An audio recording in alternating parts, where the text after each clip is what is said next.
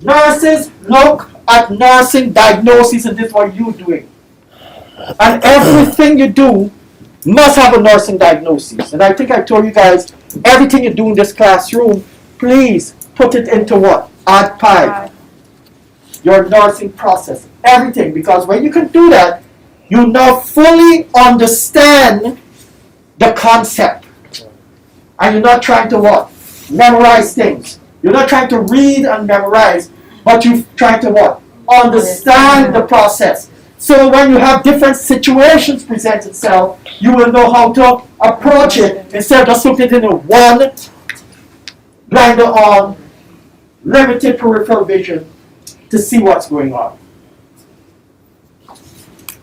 So now you have to change that path you had last year. Last year I was done with you. Do you know why I was done with you? Because I realized that you have to get their basics in. A person had somewhat of a lackadaisical attitude towards it. Now when we're talking about disease processes and pathophysiology and nursing considerations, if you cannot remember the basics, you'll get a rough time. Now what it says, it's impossible, but you will get a rough time, you're going to be stressed out. That's why it was so hard to you last year. Know it, know it, know it. No two ways about it. Alright, in the last session we looked at what? We looked at GI system. We looked at the stomach. Right? And we said that in the stomach, things can happen, right? Yeah. When we know the normal situation, the stomach it produces what? What the stomach produces? Hydrochloric acid, right? And we said that the hydrochloric acid helps breaking down what? Food. Hydrochloric can also protect you. And if how does hydrochloric acid, I said that the hydrochloric acid is not used to do what? Break down food. To break down. Apart from either a Wednesday or a Thursday. Either or. Alright. It helps to break down. Right. Great. And fight infection. But if it's breaking down stuff chemically, because that's what it's doing, right? Yes. Not physically, chemically breaking down stuff. It can also break down the stomach, right? Yeah. It can damage the stomach. Mm-hmm. Yes. But it's not going to damage the stomach because the stomach got some amount of protection. Mucus. And the protection is what? Mucus. Only mucus? Bicarbonates. Bicarbonates. You there last day, you had 4 things. Mucus, bicarbonate, blood flow. Blood flow is always going to be there because Good blood blood brings what? Oxygen. Oxygen that you need, right? Mm-hmm. Then you have the lining will be mucus. Mm-hmm. Mucus. And inside of this mucus, you got to get something that's not acidic. Something that will help to neutralize, which will be what? Bicarbonate. And what produces And the then you have some prostaglandins. prostaglandins. Those 4 things work on preventing the hydrochloric acid from creating a problem. From And they digestion. work all the time. But guess what?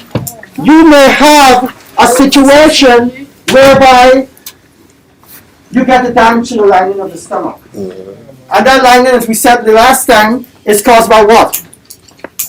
What creates the damage to the stomach? Streptococcus. When you have No! H. pylori! Oh, yes. How do You gotta have that bacteria that causes the damage. You all the time you got the mucous membrane. The body protecting you. Mucous membrane, prostaglandins, your blood supply. Alright? It's there all the time. The bicarbonate. And protects. But when the H. pylori damages the stomach because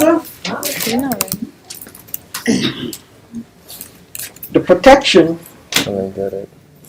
now drops, right? Now this acid can work in that damaged area. Are you guys with me? Yes. So if it starts working in that damaged area, it becomes what? An ulcer. Yep. And on that day we said that there are 2 types of ulcers that we look at. No. 2 ulcers we look at. gastric and Duodenum. but actually there are 3 types of ulcers we can look at. And then now we'll come under the heading of peptic ulcers. So the 3 places that we'll be looking at will be your esophageal ulcer, your gastric ulcer, and your Peptic ulcer. duodenal ulcer. Those are 3 areas. And then of course you want to look at the manifestation. But let's go back. So you now have the esophageal ulcer. Now remember that the stomach has this protection, right? And this hydrochloric acid is not supposed to go up into your esophageal tubing, right? Not supposed to. Because of esophageal tubing don't have that amount of protection. So sometimes you may have a little damage occurring, and damage occurring to what? That cause it to go up. What you think? Critical thinking. What is damage that can cause the acid to go up? Good. Good. No, don't tell me that. Tell me what will be damaged or is not functioning. The lower that will esophageal cause it to go up. sphincter. The sphincter muscle. Sphincter. So the sphincter muscle has a problem. You're gonna have because the sphincter muscles to what? Prevent Backflow. backflow. So as we said the last time, if you having a GERD, you have G always refers to what? Gastric is always referred to what? Stomach. Stomach. So you have the gastro, stomach, right? Esophageal, Esophagus. and what? What prevents the acid from coming from here, from the stomach, right? To get up there to the esophagus, because this will be your drawing bit, right? So the acid is in here, but it's going up in here. So what should be preventing it? Fits the muscle right there that prevents the backflow. And this backflow now is going to be known as Reflux. reflux. It's going in the opposite direction to where it should be going. So this now, the common man calls this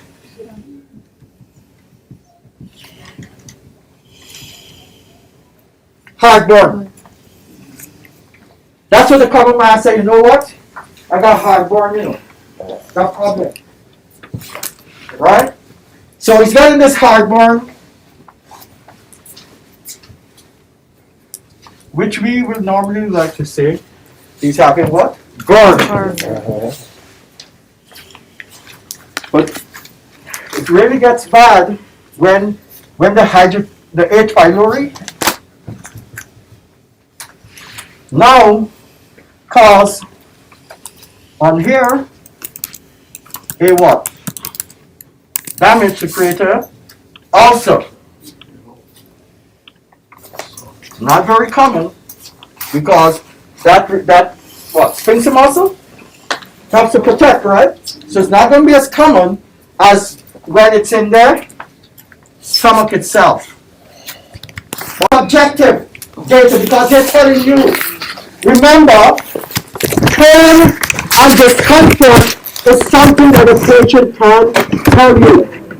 So when you get kids going to tell you that you're going to say that. How will I help the patient on a daily basis? So what? What? You're going to tell them the what?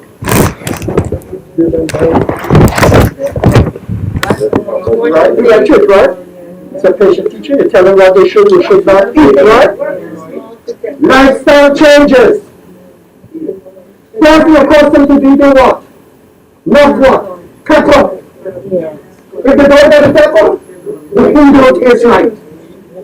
And some people know that they're getting annoyed. They say, God, no man, I don't really control impact. Some countries, they use lots of spices. Like the Indians, right? Plenty of spices. Now the man who have other problems, he went God will let him. He picked me and go to school. He brought give you a problem, so he tell you what? Drinking alcohol. And what he say? Alcohol can what? Damage the mountains already here. So you have it's put in what? Gas to fire, right? So you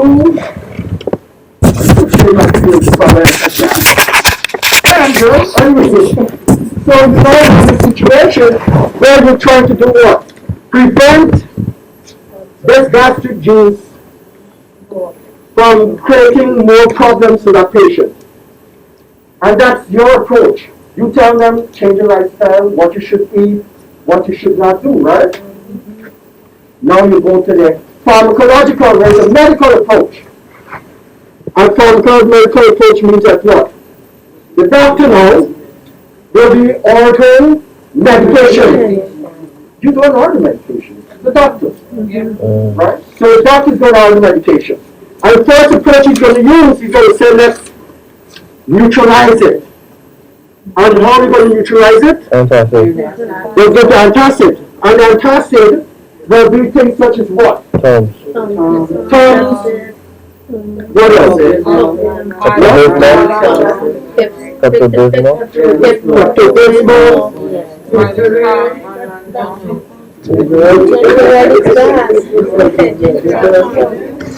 Hey.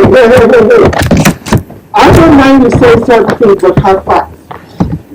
Evidence-based practice. No. I need to ask you what you use. It may work for you. But what the book states, that's what you're going with, right? Yes. Because when you do the exam, or you go on life, if you go tell a person to do ginger and they come back and say, that works. Because you said you do ginger maybe that. Okay? It might be working for you, don't trust me. I'm not trying to be, from down to this. But try not to use your own personal experience. But look at the point here. Alright? So we started antacid, then the antacid, and then we got the antacid what? Over the counter. You don't have to have a prescription for that one. They can have it over the counter. And most doctors will prefer to start with antacid first. Because antacid neutralizes the acid. And then the second option we will go to is that look, if your antacid is not really working, now we're going to go to the PPI, the proton pump inhibitor. And what does the proton pump inhibitors do? Inhibit the production of the acid. The production of it. So it's messing with the function of the stomach. And we don't want to measure the function of the stomach. That's a natural function of the stomach to produce hydrochloric acid. Now we get PPI, it is reducing it. So that's why they don't put people on it long term. Because the natural function of the stomach is to produce hydrochloric acid. So now you give them medication to stop it from being produced. So that could be a problem, right? And you don't want that problem. No. So that there, we look at what euthanasia do, which is an independent approach, right? We talk about the acids and the meals and the lifestyle. So what the doctor will do, he will order medication. And now we have something that we say, hey, that's what we're going to do for this patient. But if this patient don't follow your teaching or don't use the medication, neither working nor medical, it could lead to other problems. And the problem you will get first will be what? What do you think is going to happen? Also, gonna Go through the skin. Also to your water. They're gonna also have something like vomiting of blood. And this now becomes into another, we're going to find that when we talk about the GI system and the problem of pathophysiology, the problem, it will be leading you into other systems. So now you can just go into blood disorders too. It will go to other areas. So you have to stay with me to understand, okay? So now, the orchids start to get deeper, right? It's gonna now touch on what? Blood vessels. And when they put on the blood vessels, what do you think will happen? They're gonna be eroded, they're gonna start bleeding. And when they start to bleed, what's the medical terminology when you're vomiting blood? Hemostasis? Hemostasis. So the patient is now having hemostasis. They're vomiting blood. Not only will they be vomiting blood, they will have blood in their stool. But do you think you will see the blood in the stool? No. Why not? Because it's coming from the lower GI, from the blood. From the blood. Sorry. That's It'll be it. tarry. Good, that's fantastic, I love it. But why is it going to be tarry?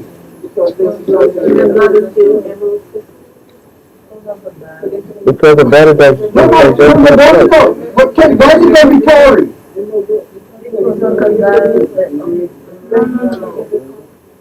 We went through the. You're on the right track. You have hemoglobin, but hemoglobin gets bites red when you got oxygen, is that so? Yeah. But you have this thing coming from the upper GI. You have all of these changes. And the iron that's being in the hemoglobin, the blood, that is when you call this food to get. Is that what you eat what? Lettuce and there's some nuts and all that sort of stuff. And you get what? The food gets what? Fat, right? Because of the iron content. Blood contains a lot of iron. But if now, on the GI system, the blood is coming from the lower GI, it's going to be what? How's it going to appear? Blood red. Right. You can see the blood. Let me say it that way. When you say bright red or what, just you say, you're going to see the blood. When it comes from the artery or it comes from a vein, you're going to see blood and you know blood. But the upper GI bleeds will be altered. So it's going to be dark. So now, you have an ulcer in the stomach or the GI that can cause blood coming down in the stool or blood being what? Vomited. There it is, so it's moving, right? Going different directions. And now as there also gets worse, that's what the key was saying just now, you got a hole, right? We said get a perforation.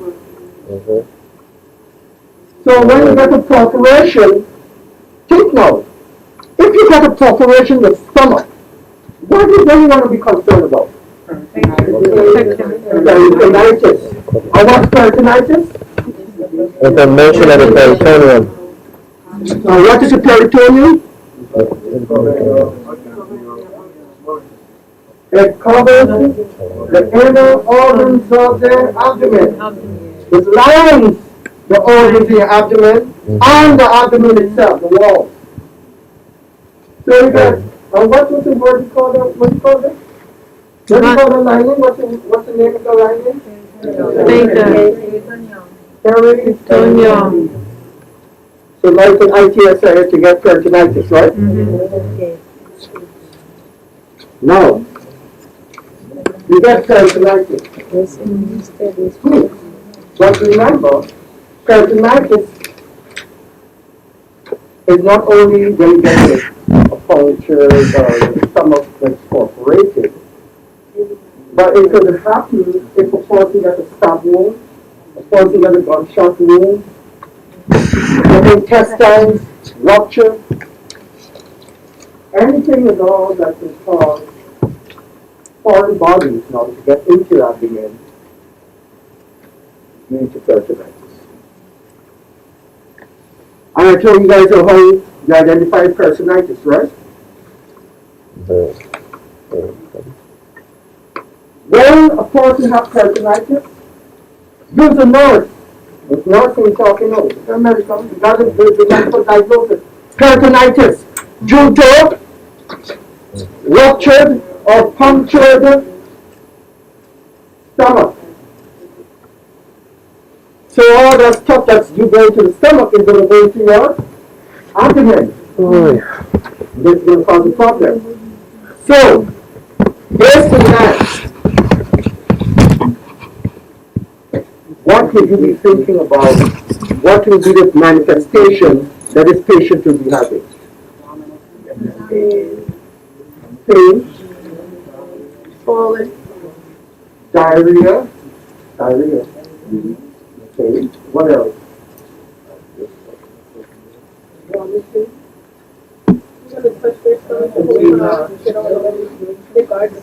You have guard in there, abdomen, guard, absolutely. Fever. Fever.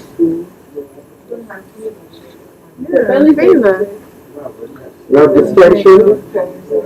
No, This is all inflammatory. This your belly going to be big, swelling. Yeah. Fever. Pain. Temperature, fever, Vomit. right?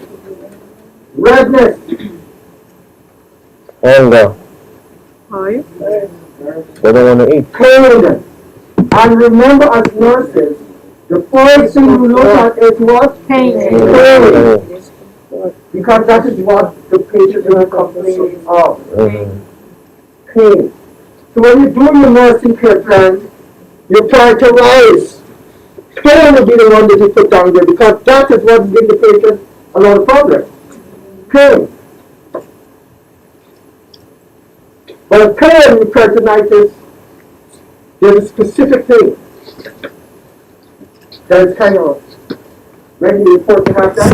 You know why you need to have peritonitis. And it's called board-like rigidity. B-O-A-R-D, like rigidity. See board-like rigidity, please. Look up board-like rigidity. And what board-like rigidity is associated with?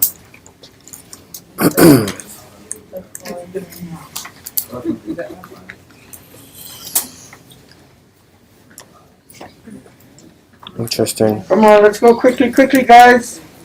I said, look at it. You guys are slowing me down. Come on, board-like rigidity. What we have?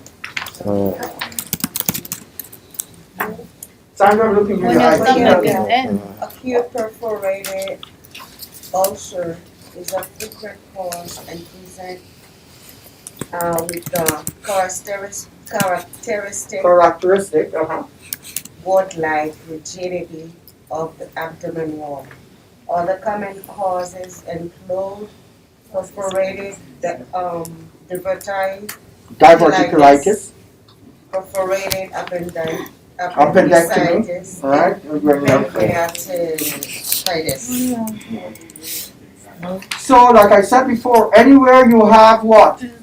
A hole,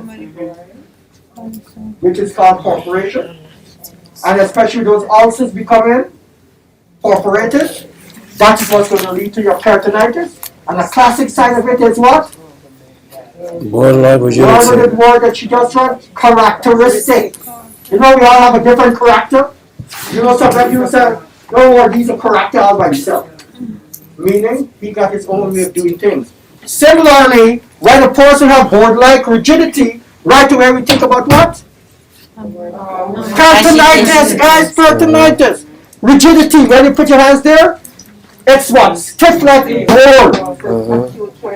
And when the person we're going to put it, you're trying to what? Palpate, right? Because they say you're having abdominal pain. They're going to be like, guard and don't, because they're having pain. And that will be your concern with person like this. Mhm. The doctors are the one who gotta come up with medications and all of that. But you have to handle what? The pain. What do you do for the pain? Do you change position? Tell the patient to can't eat? What you are, that's why the colleges focus on care plans. Because now you have to come up with what? A nursing diagnosis. And in your nursing diagnosis, you gotta say how you what? What the patient is complaining of? What you did in your objective assessment? What will be your nursing diagnosis? What will be your plan or goal to eliminate it? What will be your intervention? And then at the end of it, you want to know if it worked. And you do everything like that in this classroom, you're gonna be good. You got worried. You are working to become nurses. You're not working to go write the exam. You're working to become nurses, and trust me, when you go to do, you could spend 2 or 3 weeks just doing review, and you're going to pass the exam.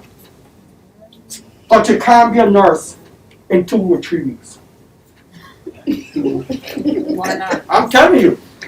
Right now, you guys are going to become associate. I'm teaching a college, and it's 2 years. Several days a week. What do you guys do to 1 day a week? So, I'm kissing you guys because you're good. And I know you guys are good, but you gotta work. And we're working right now. We're working right now, right? And this is a lady that left the classroom to go to the bathroom or somewhere. She's the only person in this room. 100% attendance. Oh, yeah, she is. Nobody else in this classroom. Who is that? No, she's 100% attendance. Yes. And they're not only 100% always early. Follow my footsteps. Nobody else in this classroom. Nobody else. And not only that, I can give you, each one of you, some people have 7 days, 17 days absent. Some people got 16 days up for 2020. Some person get, and the list goes on like that. Only 1-0, that's what. And that's absent. When I go to the list now, Lord have mercy. Late. Then when I go, stop it me. Then when we go to assignments, handing assignments. I was looking at just now, 10-15, you're supposed to have done assignments. You have 3 assignments we're giving on to now. We're looking by groups. This assignment. Then we look at presentations and the presentations that you did. And at 10, 25, you guys did presentations. And we had it where it was 4. Where it was average. Where it was good, very good, or excellent. And we work on that. That's your records. That's a record just in case whoever giving you this degree, that they have to have what you did in classroom, which is the percentage of how many what you did. That's the responsibility of I as the instructor and Stanley. If they come to do an investigation of what you've done, you're going to say, oh, this come to classes? No. You're going to have what they have done, including time spent in classroom, in handing in assignments, because I can tell you, if you guys been always absent and late, you would not be in college. And you know that, right? You'll not be in college. I could understand COVID-19, nobody could make you come because they're going to tell you don't come to classes.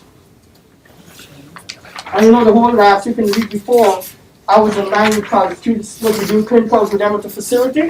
when we were class, we were online, online. No, this is the virus that. This is gonna do a presentation for me. And this is because of COVID-19.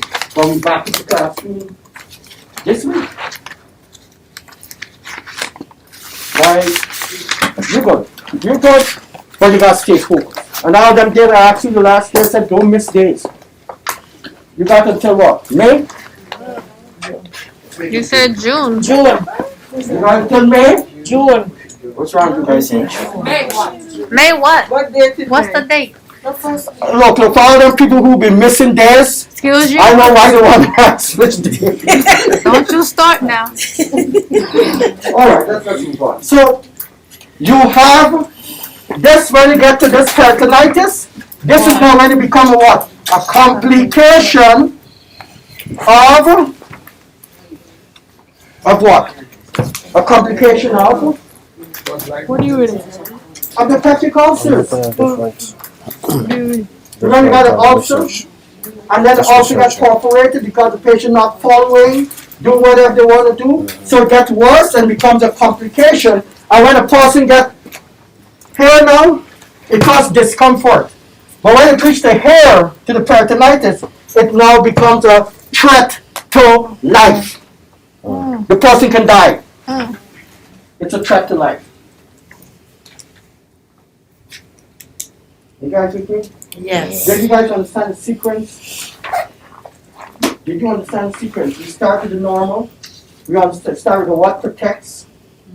And we went to what you're supposed to do, or the moment you get the what? The medical diagnosis.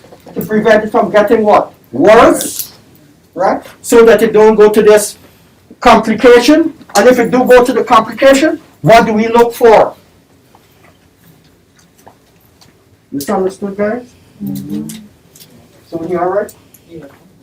Alright. Now, we were talking about the stomach. And we did esophagus. Duodenum.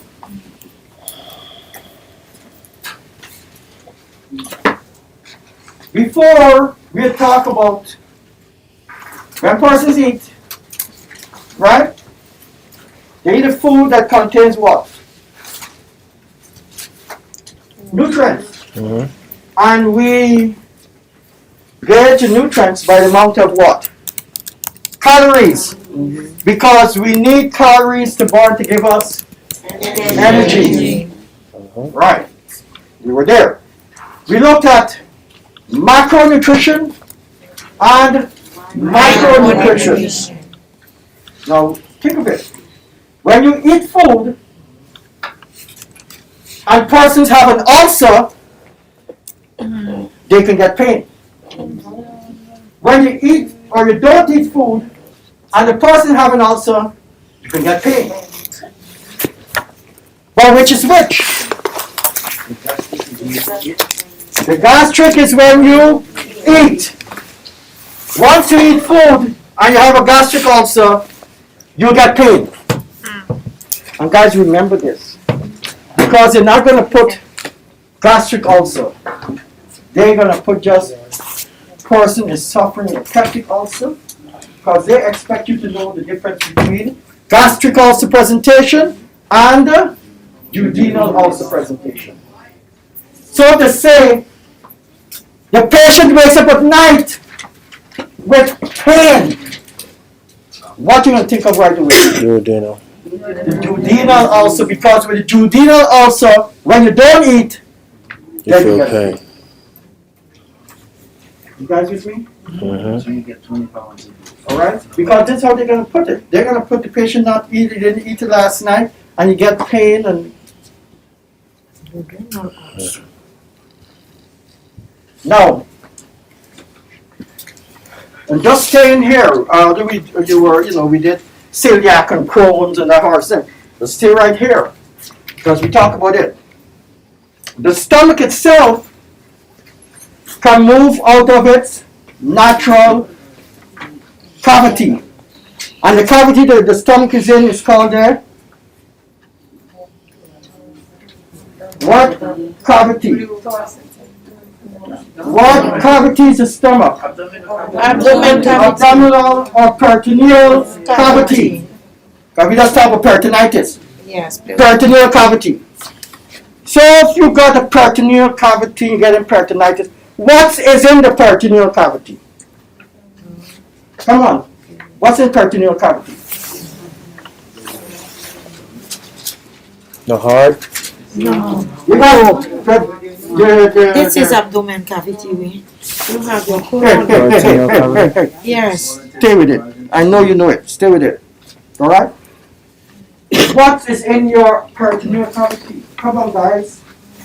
Because remember, you got to do assessment. This is where we're at now. You come on, go to our pathophysiology. What's assessment? What's a peritoneal cavity? What's abdominal cavity? Right away. Come on. You have the liver, right? Put that way. Right side. Remember what I did? I asked you guys to do what? Right upper, left upper. And I tell you to put what have what? Organs are in each quadrant. You guys remember that? Yes. And that's a reason, so you can know where a person have right upper. Is it going to be liver? Where will I find the spleen? Where will I find the stomach? Spleen and liver. You got to know that. That's why I teach you these things, because you have to know that. Basic. You got to know what's in the different areas. Because when you're going to do palpating patients, what the hell are you palpating for? You're having a problem with your liver. If you don't know where the liver is at, tell me where you're going to palpate. You're going to go all over the person, and the person stop cleaning me up. Because you really feel to the liver. You're going all over the place. And the patient is having cirrhosis of the liver.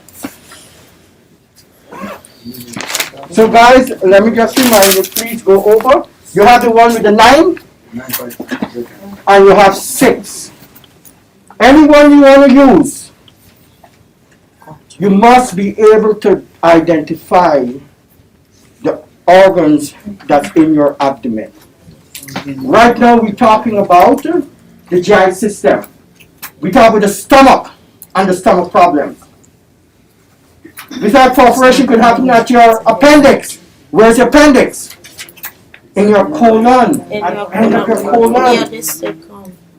Where would you find the appendix? Yes. And the right So those are the side. basic that I know I give to By you the guys. If you guys acid know, I tell you to by go the into it. acid So colon. I'm not fighting this. We're just gonna move on. Because it's something we all did before. Right? And I tell you guys to learn it. Now, if the stomach is in the abdominal cavity, the stomach cannot move out of the abdominal cavity. And if the stomach moves out of the abdominal cavity, where do you think it's gonna go? It's gonna go up. And if it's gonna go up, what will be a barrier that's gonna prevent it from going up? The Diaphragm. diaphragm. And what is the diaphragm? A muscle. That, A dome-shaped Yeah, muscle. yeah. And what it does? Expands and I am. expands. That's an intercostal muscle. That's not the diaphragm. It The expands. diaphragm, we said the dome shape. It's like that, right? A dome, you know, dome's right, it's the one side like a little house, right?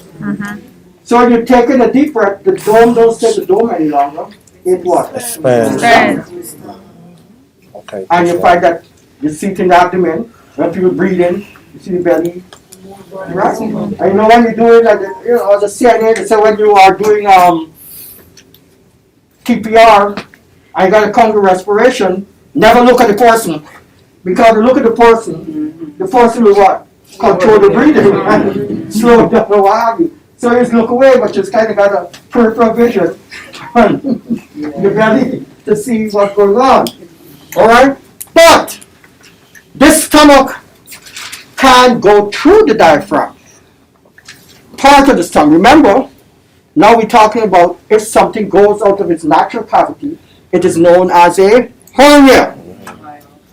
So we're talking about the hiatal hernia. And hiatal hernia is when? Stomach, or part of the stomach, leaves the abdominal cavity and goes up where? Your diaphragm. Where's it going to? It passes through, but where's it going to? To where? That's what my question was, right? To where? Into the thoracic cavity. And what do we find in the thoracic cavity? What normally is in the thoracic cavity? Your lungs and your heart. No, That's all. Thoracic cavity? Lungs. Heart. Heart. Now the stomach pushes its way through the diaphragm and gone up in there, and it's called a hiatal hernia. And remember, you have different type of hernias. We talk about this, right? Different type of hernias. You have hernias all over the body. Well, let's stick to the ones that are the GI system because we talk about the GI system. Last time we said that you got, we call this thing here? belly The button. belly button. You see? Belly button. Pelvis muscle. What is this? You said belly area. But you can usually find yourself the umbilical area is where you do that. That over there? You do the 9? Umbilical? Right? So you have the umbilical area. And then with the umbilical area, you could have a hernia. So now you could have a umbilical hernia affecting the GI system. Is that so? Remember, the hiatal hernia is when the stomach goes through the diaphragm. So with umbilical hernia, what is the problem? Going to the umbilicus.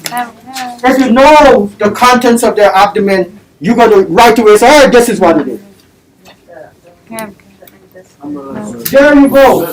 Intestines. The intestine now goes up. And you ever see people in my country, they call it bong navel. What they call it? Mama, what's it called in Haiti? Something like that. What they call it? What they call it? Gold brick. A gold brick? Golden brick. Golden brick? Yes. I tell you about Martha Haitian woman. Y'all gotta teach me. My dom just tell me golden brick. I said, what? I'm talking about the hole. Alright, but the hole is in the umbilical area. And what is the umbilical area? Why it was formed? It was formed when the baby, not the baby, when the fetus was developing, it was used to do what? The nutrients from the mother. Right? But after the baby is born, you have no more use for it. Yes, Because the baby is now independent. But they may have a weakness in the abdominal wall. And I'm sure back home, you don't see it in America, I've never seen it in America. But I'm sure back home you see them kids with their, big long one. and when they're crying it is, It's pushed out. why do you think it's pushed out when they cry? Why do you think that it's pushed out when they cry? The air, right? Too much Pressure. air. Pressure. Too much air. The pressure from Yeah, the the air, right? Yes. Hell no! Okay. How the hell air gonna get into your belly? the pressure from the abdomen. Ain't no pressure, no air. Cry too much. When the baby cries too much. Ain't gonna be no air. Oh Lord. Jesus. Go with your natural physiology. Yes. Air goes into your what? And what picks up the air carried around the body? What picks up this air or this oxygen? What picks it up? The blood. Your red blood cells. And your red blood cells take it all around the body. So how the hell does air go from your lungs to your belly? Come on, help me out here. That's what I heard of. Don't hear nothing, you RN students. I keep telling you guys, RN students. It is, guys, stay with me. When the child is crying, he's what? The diaphragm Oh. up and down. And when it goes down like that, it pushes the intestines into that. And I now want to look at the diagram because what can happen, they can now become life-threatening when they get something called strangulated hernia. Please look at it, please. Strangulated hernia. Show me a picture of strangulated hernia. Let me see. What? Show me a picture of strangulated hernia. Luego va a repetir no more. There it is. How you spell that thing? Hernia. Huh? Hernia. R. Look at the strangulated hernia. Look at the diagram. First thing, look at the diagram. And what do you see in the hernia, the umbilical hernia? Where a strangulated hernia. What do you see? no, he's a child. What do you see? Thing I got You see a hole? You see the intestines going up in there? Yeah, I see it. Alright, so the intestine goes up in there, and what do you think happens? Pushes out through the It now, when it says strangulated, when a person is strangled, what happens? It means that they're cutting off the blood supply. And if the blood supply is cut off to that area that's inside there, it is going to get what? Dead. And this now becomes life-threatening. It can kill the person. And will kill the person if they don't have surgery. Are you guys with me? Are you guys understand the sequence where we're going with right now? Alright? Don't mix it up. It may disappear when you lie down and may be tender. A heavy feeling in the abdomen that is sometimes. You will find that some persons back home, they're used to what? Strap it down, right? Yes. Put the thing and they strap it down to keep it down. And that was a good thing. Because they, through all practice, they were doing the right thing. They learned from their parents, We done. and that was the right thing they were doing. Because they did not have surgery, and they were preventing that intestines from going up in there. So the old people, although a lot of them didn't know why they were doing it, all the thing is that prevent the air from going in. But it has nothing to do with the air. It has to do with preventing the intestines from going up in there. Are you guys okay? And remember that any herniation is when it's an organ or part of an organ. It does not only have to be intestines. Like usually men get what we call inguinal hernia. strangulated Right. hernia. The one that in down here, and that has nothing to do with your. Give me the definition. Alright. So we're looking specifically at the GI system. That's why we're talking about these two hernias, the umbilical hernia and the parietal hernia. And especially umbilical can become strangulated. Look at it here. You guys understand that? Or take a minute to simulate it. Look at it, look at the diagrams, Look at it. images. That's it.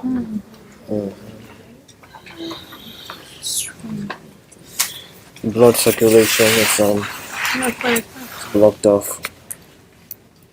Somebody said cul-de-sac? Hmm? Yeah, here's somebody said cul-de-sac just now. No?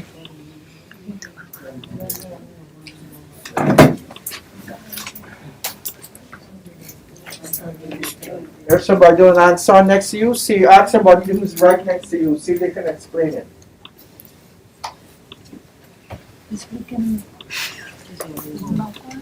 You found it?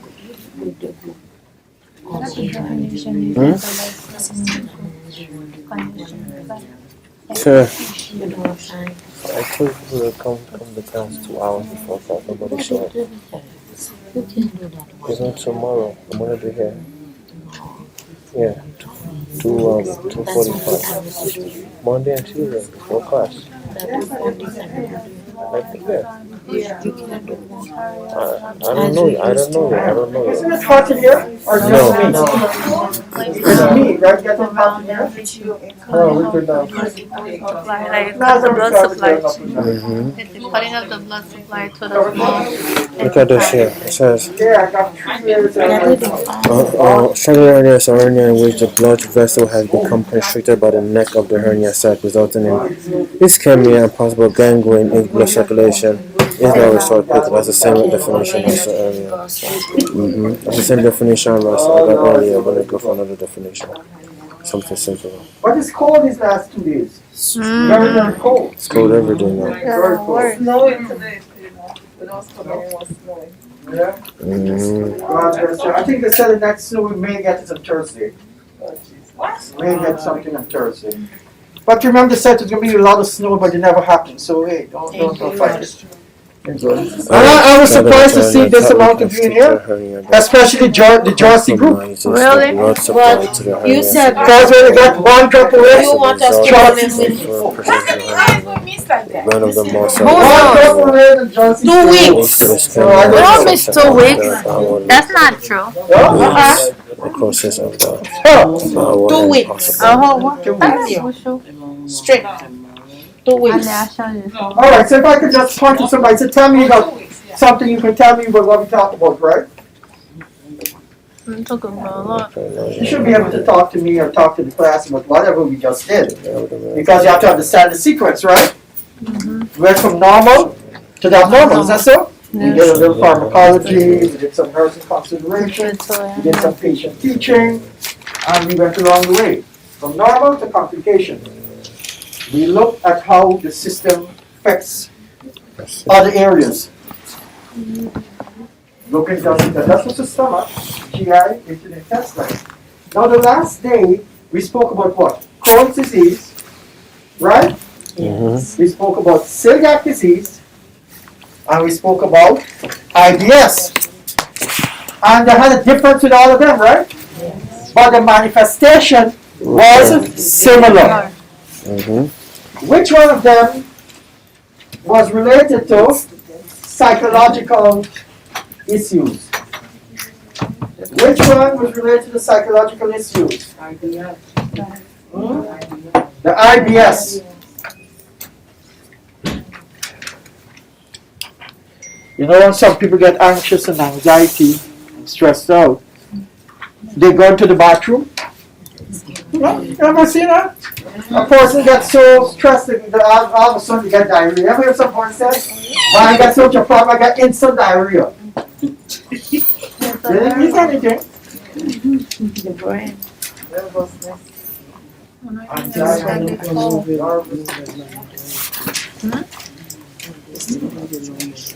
It's, you know, the brain, that's, Strangulated hernia. our minds make decisions for us without giving us wanting to make that decision. Think about it. If you sit down like this all the time, you're drinking something, you're alright, and somebody turn on the pipe, what happened? Right away, guess that you want to go to the bathroom. Psychological, right? Turn the pipe on, you want to run to the bathroom. I do that all the time. If you are It's heavy. eating and you smell good food, If you're hungry. salivary gland start to do what? Start run water, right? Yeah. Think of something sour, really sour. All of a sudden your salivary gland are there. But you didn't tell it to do that. Do it on its own. And that's when you start talking about autoimmune diseases. You got no control over that. The body doing its own thing, attacking its own self. So, times you make the decisions, and other times the brain just does itself. That's what we call when you have voluntary and And involuntary, voluntary. right? And most of your functions, your heart, Is You're the breathing. autumn community. voluntary, right? That's good. You don't think about when you should breathe and when you should not breathe. No. It's just going, just doing this thing. A lot of times, for those, think of it. If you feel depressed and you were to go, let's say, to exercise, and you normally do 50 push-ups. When you're depressed, like you had a bad day, and you go, would you be able to still do 50 push-ups? No. It's difficult, right? You feel kind of tired, or what have you. Stressed It's a out. mindset. So that's why they say, mind over Body. your mind Mind. So controls your body. your body. Your mind makes a decision what you do from what you do. Be it voluntary or involuntary. Alright, you said I'm going to do this. Have you ever seen those guys go to fight? And those matches? Especially UFC? What those guys just do? Before the fight, right? Yes. I want to go to get knocked out in the fight. Or to prepare themselves. That's mental preparation. To go beyond a point. You need to do mental preparation for what? Learning this. You have to get into that state of mind. Right? So when you come to these classes, like I said, I want, so you come into this building, RN students. No more CNAs and LPNs. RN students. Or the Know your what? abdominal pattern. Care plans. Upper. Alright. Lower. Right. Now look at some, let's Wanna ask him? go through the system. We did celiac, I said before, we talked about the brain being involved. Then we know which one is that you don't have is idiopathic. Which one did we get that said was idiopathic? Huh? Which one of the diseases we did last week was idiopathic? Oh Lord, have mercy. We did 3 of them, and all of them presented with the same diarrhea of some kind.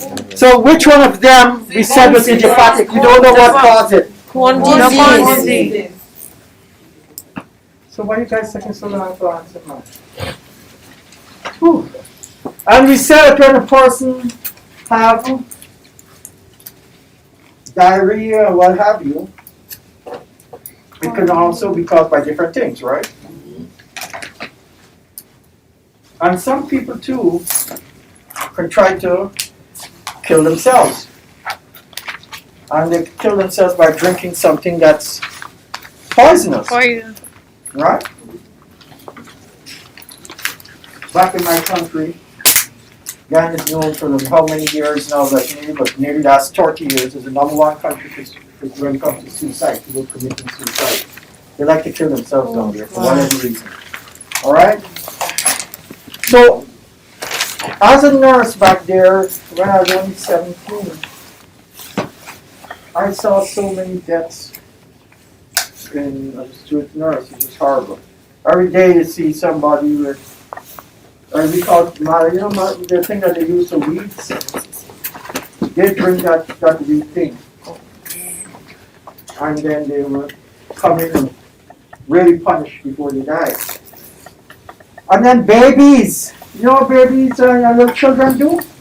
For some reason, they love to drink kerosene. I know what kerosene is, what you use to light the lamps, right? For some reason, those kids just love kerosene. When they see that thing, and then Oh God. so you get a lot of these, and then they get next after they drink the kerosene. First thing is pneumonias. Pneumonia. Then you die. And they didn't try to commit suicide. They're not like the They dogs. don't know. They just crawling around and they see the thing. You smell kerosene, you don't want to drink it. Smell bad. For some reason, they always love it. I know if it tastes nice to them or they drink it. So when a person drinks poison, whether it is accidentally or intentionally, It's what do you think you should do? Call 911. Right? Yes. But can you do anything in the meantime? Can you do anything in the meantime? Back home we give them milk. Back home you give them milk. If Call my that kid the poison hotline. You give them drink poison, poison hotline. It's a hotline I for will poison. think right away. I'm not gonna wait. Yes, right away. 911. Kid drink something. Maybe the 911 operator may tell you do XYZ until their responders arrive.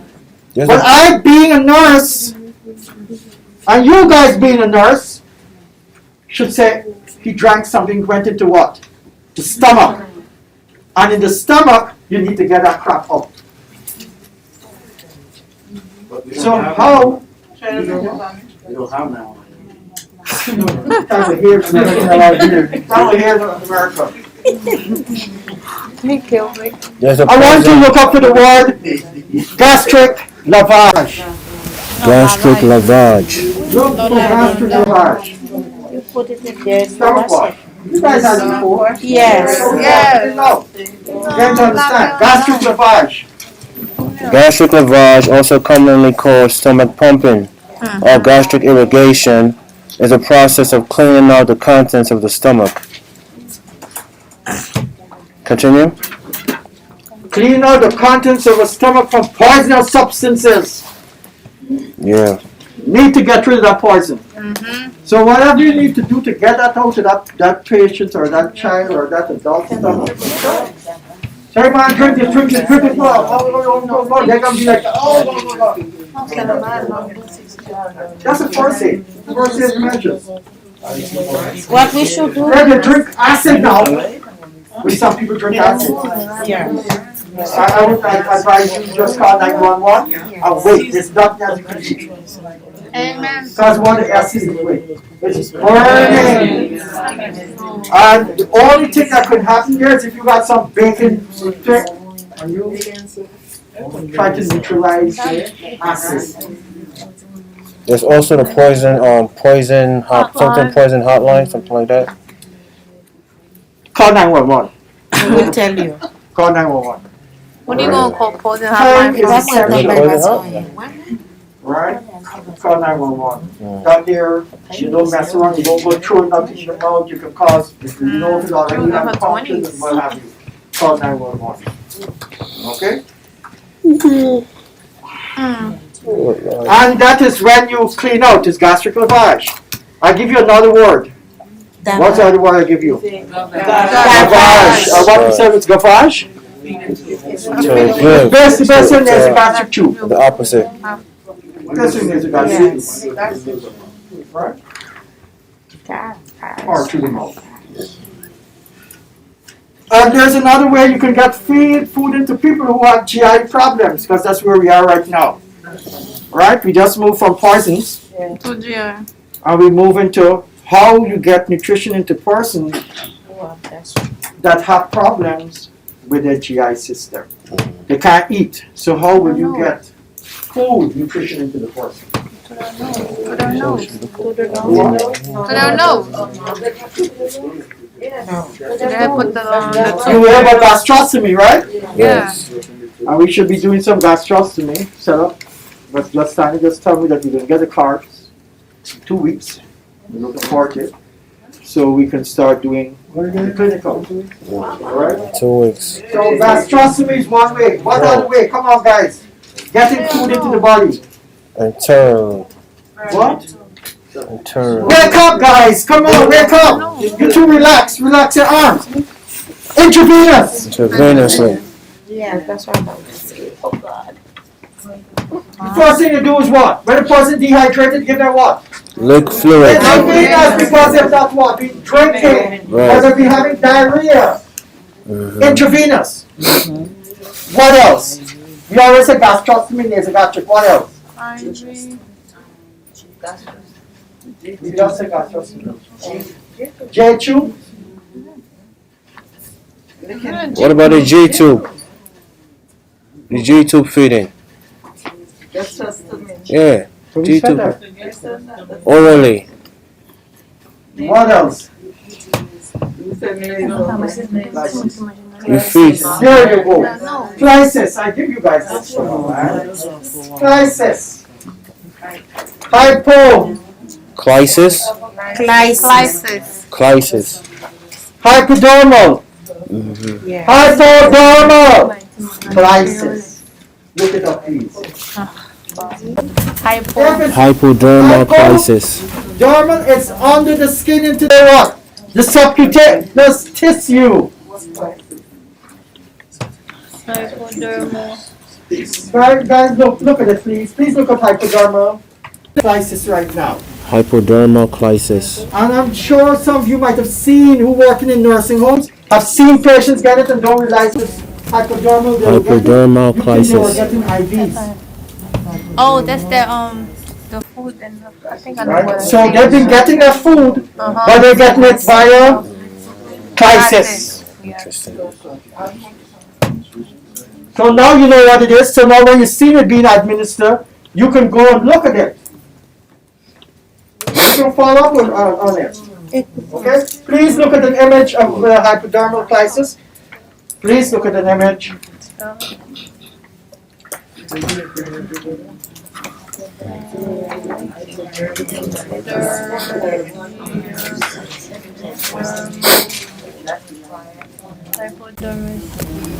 Look up hypodermal crisis. Everybody get up on these.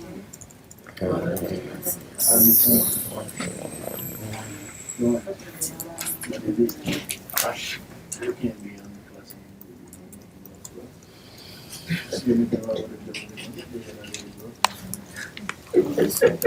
Right? Come on, man. Really? So MIS, right? Yeah, crisis.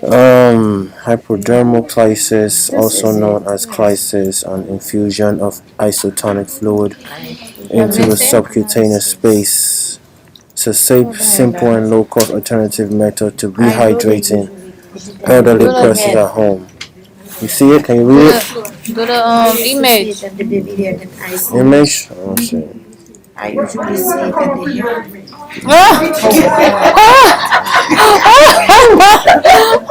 That's good. Hi, kid. So how's the hypodermal crisis going? You guys look at an image? Yes. Me too, I'm trying. I'm trying to find it. You try to. Show me an image of hypodermal crisis.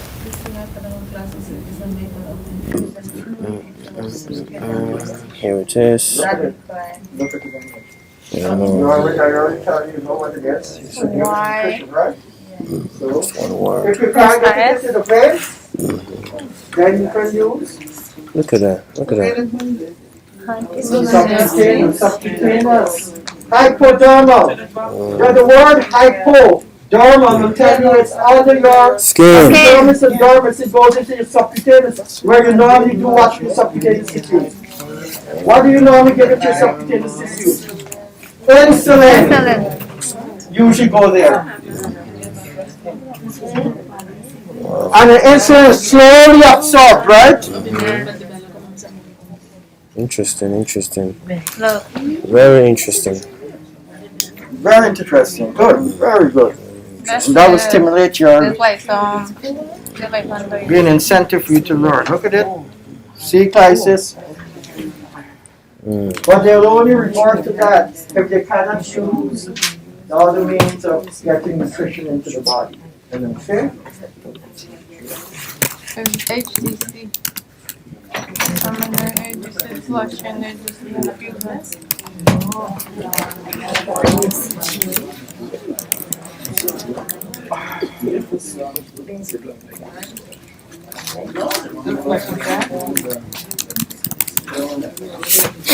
Are you guys good? You guys understand where I'm at up to now?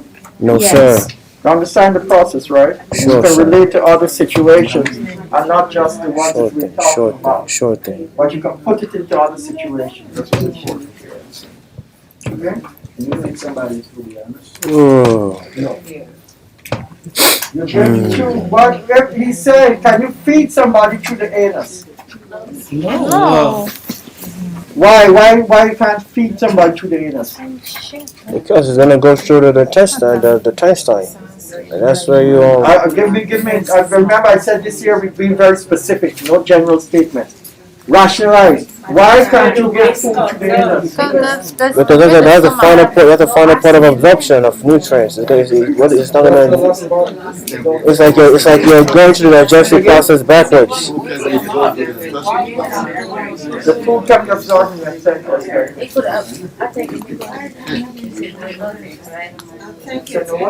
He said no thank. I said I thank. He said no thank. Now, the large intestines is a reservoir for food that has already been Digested. digested. All the nutrients have been taken out of it. So all you got down in there now is feces. Feces. So you And all that's going to be happening there is going to be what? Fluid absorption. Alright? And anytime you put something inside of there, we give it what? animal. An animal. Animal. Anytime you put something. Sandra, why you laughing? You ever done an animal? It's an Why you animal. laughing, You ever man? done an animal? Yeah. You just laugh for a second. Yeah. I did the fluid. I did So when you push that tube, when you push a tube inside there, Do the gel. and you administer anything. Now sometimes, you know, with I animals, give my kids and that. guys know it's because Oh, yeah? it's the GI system, Yeah, and animals is She's the at GI system, wrong. right? So when you put the animals in there, Can't it's put a, them. one, How old is she? you want to Oh. evacuate She's not eating. the large intestine, you want to get all the You gotta make feces it out, right? She don't eat. And because That she needs. sometimes it absorbs, they will give My son only eats cereal. not just a regular animal, but this animal will have medicinal properties. My daughter never She's been that way? So you're gonna find, we talked about this before. We said that when you go to do that thing when you clean out your belly, what do you call it? No, I call it colonoscopy. When you go to those people that put a tube up your behind and attach it to a machine. Wash out. It doesn't wash out.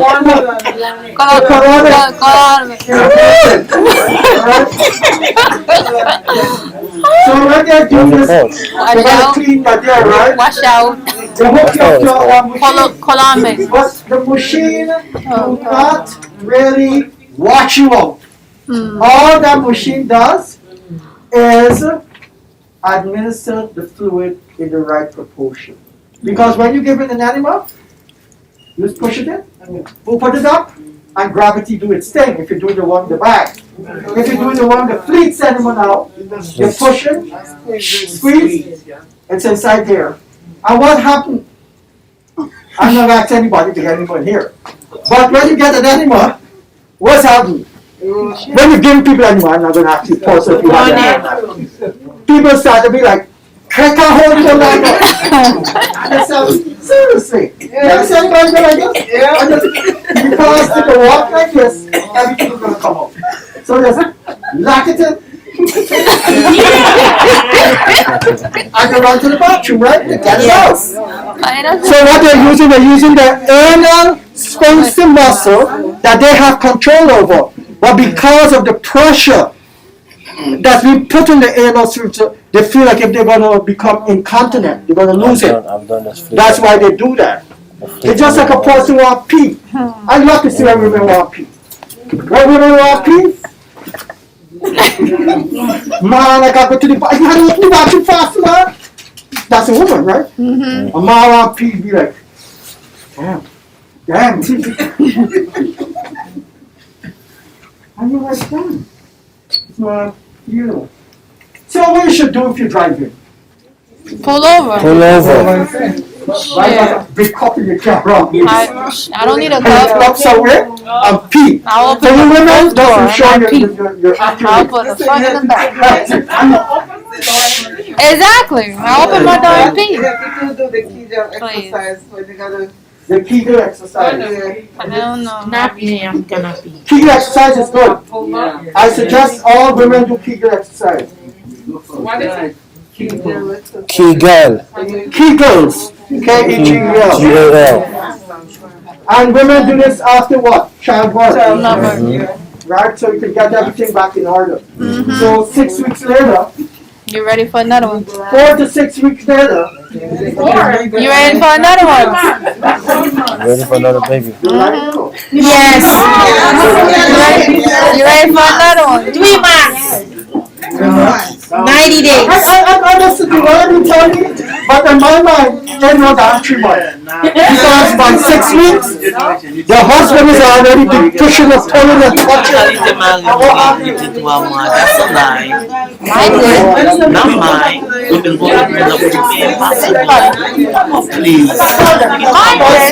They're telling me 6 months. Let me tell you why something.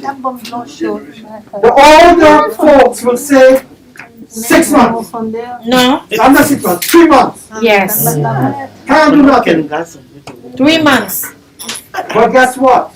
To go back to doctor and they're The pregnant. man can't wait 3 months. No. Yes. And That's then the husband their come to you, and he touching, Their and he business. kissing you, and he touching in the areas, Wait. and nothing happened to you. You not even sleep in the same bed. Because he's gonna go find another woman. Amen. Do what you have to do as a wife to keep Amen. it. When you have a baby, So you don't it's sleep in the okay. same bed. No, they're lying to themselves. Amen. But God give you 2 hands. Let me tell you something. The only time a man should, or a woman should use the hands. By the way, let me just clarify that. She said that. We are all gregarious. Please look for the word gregarious. G-R-E. Look at Gregarious. Gregarious. What is it? G-R-E. Gregarious. Excuse me. Look up. Gregarious. Look up Gregarious. G-A. You ask? Yeah, gregarious. I got it. What does it mean, gregarious? Enjoying the company of other people. Enjoying the company of other People. people. We are all gregarious. Don't you see why the kids have been committing suicide Feel the same way, baby. since the COVID-19? But no baby, The high no school baby, no kids, baby. not little kids, high school kids who know better, right? Have been committing suicide because they have not been able to what? Have no sex. They're not able to talk and interact. Talking and interact is a part of our culture. But not the culture of a specific group. Generally worldwide, we need people Hey. to interact with. Mhm. So, God made Adam and Eve. And over time, you're going to become Adam and Steve. Right? Or Eve and Yvette. But we're still being gregarious. If you go to Miss Palmer's, it's because what? You have not Madam. socially bonded with somebody who either accept you or you don't like the person. So you're not gonna bond, right? To get intimate. So you don't have to use all of those things. Teacher. But 3 months won't kill you. But in life, and persons I listen to you, I hear you guys, 3 months, 3 months, 3 months. A lot of times they don't reach the 3 months. A lot of times people there you go, pregnancy have already occurred. Why? Just one time. Men become very jealous of their own kids. Because at that time, the tension It's is for on the the kid. baby. And the tension is taken away from them. No, And they they know. become jealous. I'm telling you guys. Haitian men know. They have become, don't say about cultural things. Touch somebody else. They have been doing this for centuries. The thing about now with the women, your problem is you get postpartum blues. You get postpartum blues. Because why? You don't think you're getting the support that you should have from your man. So you get postpartum blues. No. And then it could get worse now. It become postpartum psychosis when you now try to not only harm the baby, but to try to harm yourself. How many times do you hear about women take babies and put them in the what? The garden. How many times you've heard that? How many times you heard that stepdaddies take the picnic and throw them through the window? Not my baby. I'll kill you. I'm telling you, this is a society, this is here in America, this is not even back home. That's true. Because we have a bond. And people take this bond and look at it differently. A man may see a woman as a person that he will have sex with. And that's how he was. Bond with the woman. So when he can't have that sex for a period of time, he becomes what? Frustrated. A worse animal. Forget it. That's it. She shut it down. That's what it is. And by the way, guys, remember this conversation because this conversation will be coming up in your maternity nursing. It will be an integral part of your maternity nursing. But we're going to be putting it into the different time periods. In your intrapartum and then into your postpartum. And that you need to know we have to do that. So you already get an insight into it. So when you're reading, you're not just reading but the osteoblasts and all that stuff. We're going to be talking about what? Why? Hormones. And how the hormones have an effect on the brain. Man. Do you know that when a man having problems, erection problems, it's due to what? Jealousy. Low testosterone levels, right? Women having problems, it can be due to their hormones again. Women reach a certain age and do not participate in those type of things No, that you guys say we should keep away from at the certain thing. If you don't participate, later you get something called atopic vaginitis. The vagina get dry. And when your man touch it, it gets wet. Take it all you want. Big body. Especially when you're getting up in age. And that's why they start to sell them different what? Lubricants. to make Why it did they sell lubricants? wet. To make it wet. Because the woman is not getting In the wet. wet. And if you keep this thing in your mind that, oh, I'm not having sex now. Practice makes perfect. Amen. And if you keep talking that nonsense, it goes to your head. You just have good psychology. When you turn it right by one peak. So if you tell your mind to shut down, it will shut down. Because if you don't use it, that's a topic. No babies. Alright, let's collect our phone. Let me tell you guys something personal that happened to me today. So everybody is good. What I'm trying to say is I got a call from Home Depot telling me that I owe a whole lot of money. How? And I passed due. So I said, past due for what? I do not have credit cards.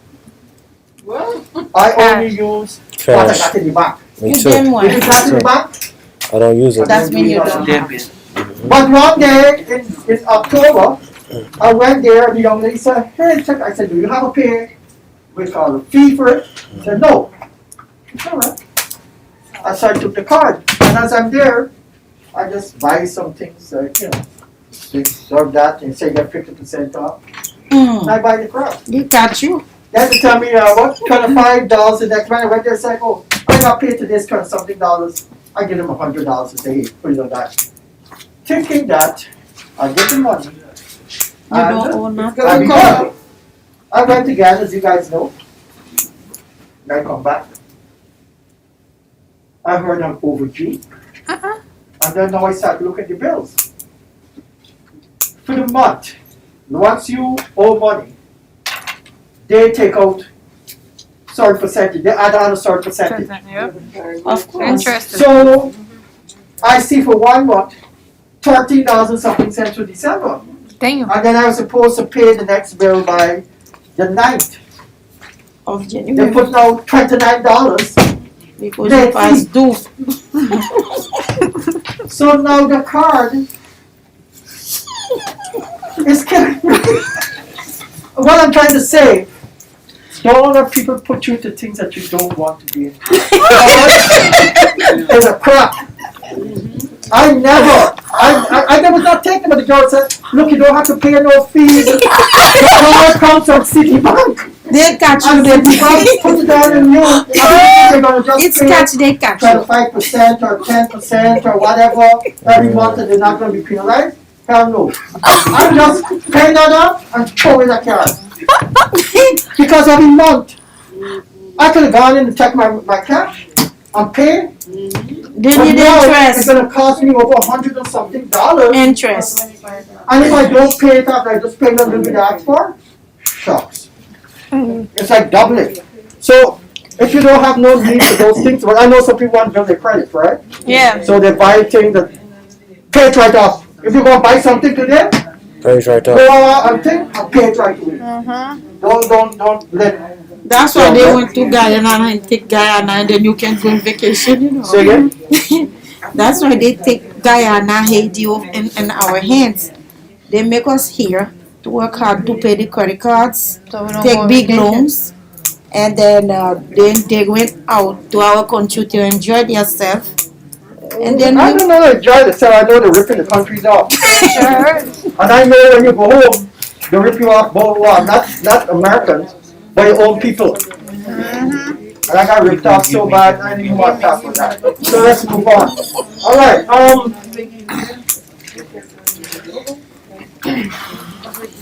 we looked at how the GI system could affect other areas. And what's the last thing we were looking at? the umbilical, No. the strangulated Strangulated hernia. hernia, the strangulated hernia.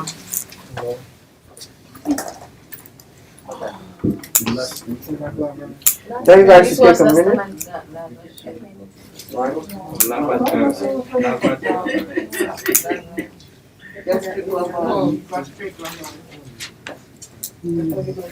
Oh yes, Lavage after lavage. gavage and lavage. I said was the last thing we were talking about. Lavage and gavage. Alright. When you go, and I think I tell you the last time I tell you guys to check up that normally people when they look at along the GI tract, you have what? Gastrostomy, surgical opening, right? Yes. You could now have a ilio conduit, right? And what's the ilio conduit? What's the ilio conduit? It's like a tube, like Look up ilio conduit, please. We're now looking now, let's listen to me, we're moving now to surgical openings, not natural openings. Natural opening is going to be your anus, When you have rectum. surgery in the past. Looking Also at the ileal surgical conduit. opening will be your Ileal. gastrostomy. Now you have ileostomy. What's an ileal conduit? Ileum. What's an ileal conduit, somebody? a system of urinary drainage, Who's that? which is Earlier, right? after removing the blood. You heard that, guys? Mm-mm. Guys, if you don't listen, you're not going to hear. Read one more time there, Sandra. An ileal conduit is a system of urinary drainage which a surgeon creates using the small intestine after removing. So, now, the urine that's associated with system. Urinary. So much. Urinary system, right? Mm-hmm. Or this urinary system don't go through there. GI. Okay. But now, because you have problems with your what? The bladder, you may have cancer of the bladder. So now you can no longer store urine. So what the surgeon do, he takes the ureters and he brings it to their intestines, into their GI. So you see the connection? Still in the GI system, still talking about eating and food and what have you, what the system is used for, but the system is being used for something else. Because I had a problem with your urinary system, so to divert the ureters, instead of going down into the bladder, it's now going into your small intestine. Small intestine.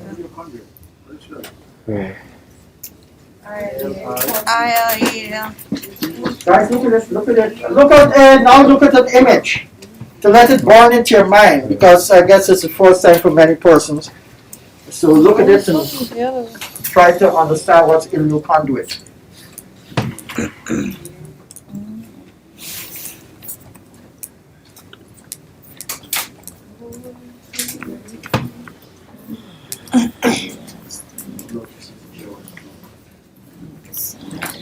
See the ileal conduit?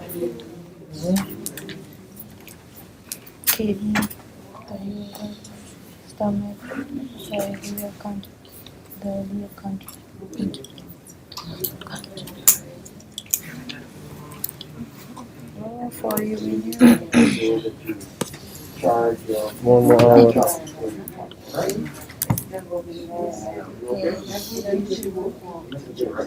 Oh, the peanut going to the ureters anymore. You understand? I do. The pea. Don't forget to send me your notes. Alright? Let's take a technical snapshot and we'll send it to me. I get you back. I love you so much when you stay home, I know closer. Urinary diversions. Ureters. Still here. I really tell you. Most common to a urinary diversion are the names ureostomy, ureoileostomy, ureoileocutaneous. Alright, so let's move on now. So we see the ileal conduit. Now let's look at another opening. Interesting. Jejunostomy. Jejunostomy.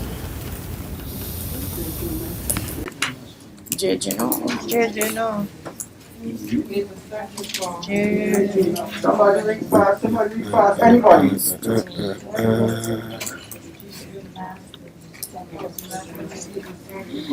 Jejunostomy is a surgical procedure to create an artificial opening to the jejunum, to the abdominal wall. It may be a permanent or a temporary opening. Why jejunostomy? Tube feeding. Why jejunostomy?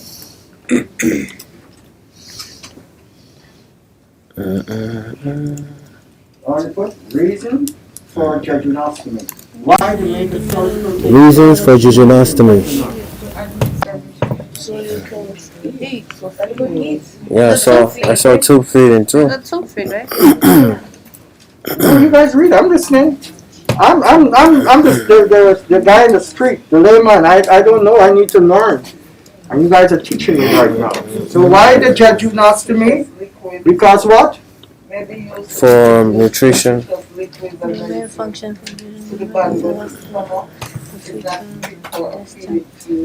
There you go. Stay with me. When you have a problem with your stomach and they cannot give you a gastrostomy, they give you a what? Jejunostomy. And where is the jejunum? Which part of your small intestine is The your last jejunum? part of the second stomach. part. The second part.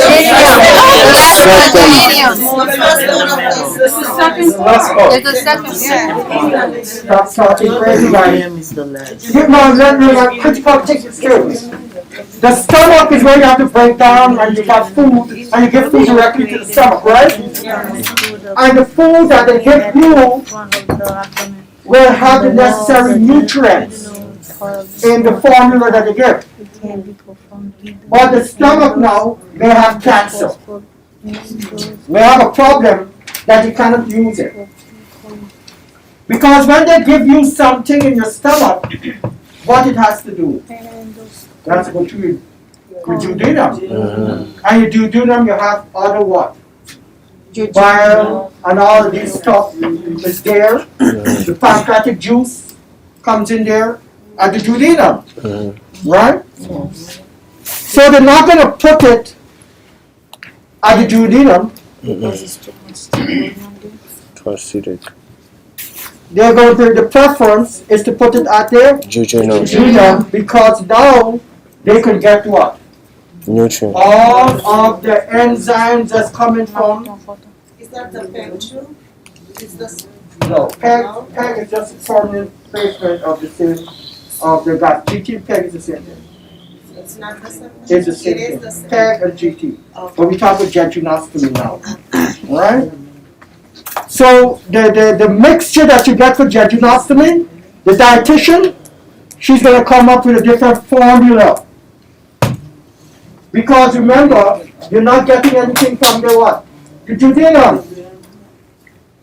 You're not getting that, you know, the after basal, where you have the pancreatic juices bringing insulin. All these things is not going to come. So you got to have a different mixture that can be easily absorbed when it gets into the ileum. Are you guys with me? Yep. So when you can't do GT, you got to do a jejunostomy.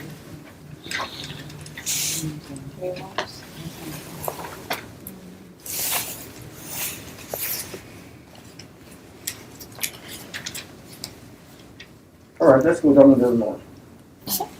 Pass through the jejunostomy, but you know that up they couldn't get it. So now you go down to the where? Can we put a one in the ileum? Ileostomy. So let's see. Ileostomy. Look up ileostomy. Now guys, remember you're doing surgical procedures now, okay? You're doing surgical procedures with the GI system. Somebody read? Ileostomy is a stoma, surgical opening constructed by bringing the end or loop of small intestine, the ileum, out onto the surface of the skin, or the surgical procedure which create this opening. Intestinal waste passes out of the ileostomy and is collected in an external ostomy system, which is placed next to the opening. Ileostomy are usually sited above the groin on the right-hand side of the abdomen. That's it. Why ileostomy? Why are you putting that surgical opening? So you could have Ileostomy are necessary this for where injury or a surgical procedure. Go ahead. Continue. Ileostomy are necessary where injury or a surgical procedure to disease has meant the large intestine cannot safely process waste, typically because the colon and rectum have been partially or wholly removed. Full stop. So this is what it is. Normally, if your body having problems with your rectum, you have a colonostomy. I mean, you know, we always use what's the guy's name? Abnolima? Abnolima, right? When they push a stick up his butt, it damages what? Rectum. Because you have the sigmoid flexure. So they did the colostomy, they have it here, right? They have the bottom here. But when you have a problem with the colostomy itself now, you can't put it to the colostomy. So you have to put it higher up. And higher up is going to be in your ileostomy. Are you guys with me? Stay with me, guys. Do you understand why they do ileostomy? And don't just say you have an ileostomy, because the body have to get rid of the waste, and you have problems in your colon, right? They cannot use the colon, so they have to use what? The ileum. And you see why I said you gotta be specific, because you have what? In your small intestine, it's 3 parts.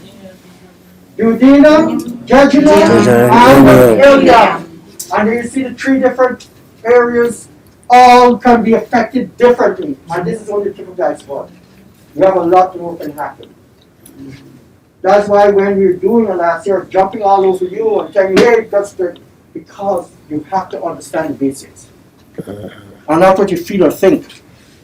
You have to read and understand the basics. So now you can visualize when we talk about the abnormal situation, because you know the basics. Alright? And I know the group of jar, and I tell you guys, look up there. That's why I walk home. I say, when you come, look. Look. So you understand.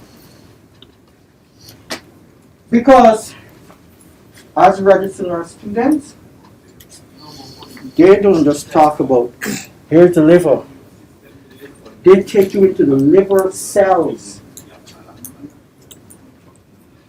You don't just say the liver's here, and this is functional liver. No. That's why they go, 4 or 5 days a week classes, because they go deep into the cellular components. But we're not going to deep into the cellular component, because that's a whole year by itself. That's why I keep asking you guys, be specific and look. Alright? Alright. So ileostomy, because of the colon, have a problem. So now we go to what? Colonoscopy. And with that, we're not putting hole in where? Our colon. But normally, it's just a single part. And now what your colon have? Your colon have different parts, right? You have the ascending colon. You have the transverse colon. Transverse. You have the descending colon. You have the sigmoid flexure, and then you have the rectum. So you know those parts. Now you have a colostomy, they can put it in any one of those areas that they determine is best for the patient. But sometimes they don't do just one, they did 2. And now they call it a double barrel colostomy. Please look that up.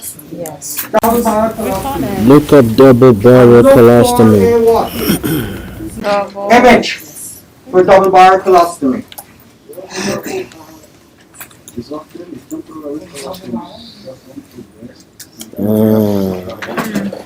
it's like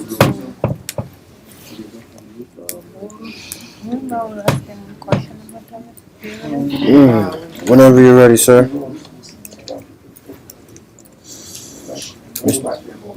The double barrel stomach often a temporary colostomy performed to rest in the area of the bowel for later to be closed. It is often to use and Professor, Yeah, you ready? ready. Double barrel colostomy. Most often a temporary colostomy with 2 openings into the colon, 1 distal and 1 proximal.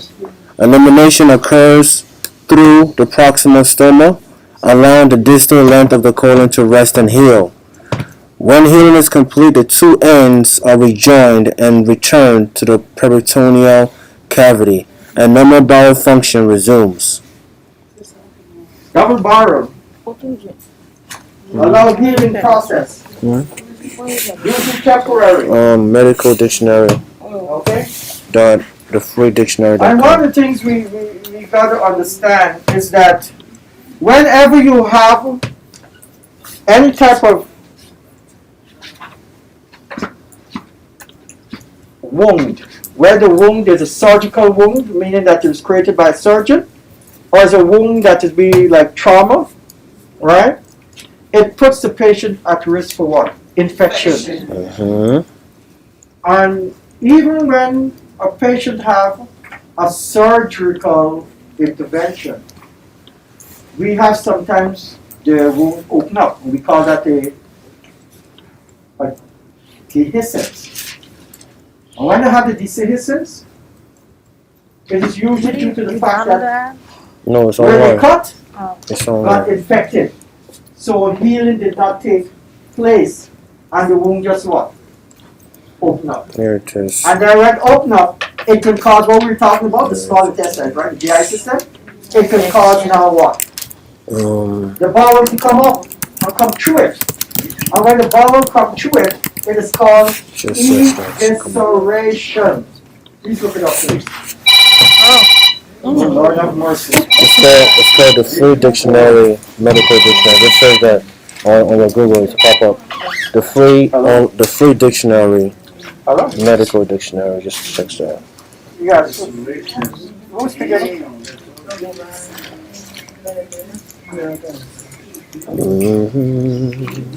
Oh, right. Let me call you back because right now I'm in our classroom. Which one? The first I'm one. more likely going to call you in the morning because we usually right.